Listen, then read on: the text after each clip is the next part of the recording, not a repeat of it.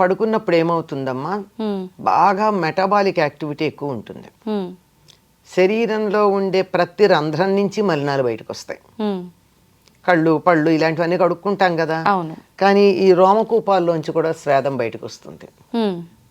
అవునమ్మా. అలాగే వెళ్ళి వంట చేస్తామా? ఆరోగ్యానికి మంచిదా? కాదు. అది చెప్తారు. ఎక్కువగా మనిషికి చెమట పట్టేది రాత్రి పడుకున్నప్పుడే, చాలా పడుతుంది.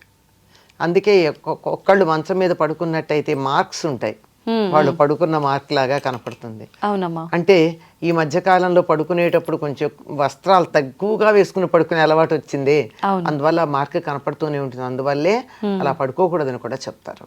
తర్వాత ఇలా దుప్పటి దులిపామంటే, పంచం మీద దుప్పటి కనీసం ఇంతన్నా దుమ్ము వస్తుంది. దుమ్ము ఏమిటంటే మన శరీరంలో నుంచి ఊడిపడినటువంటి పైన ఉన్నటువంటి సెల్స్ అన్ని డెడ్ సెల్స్,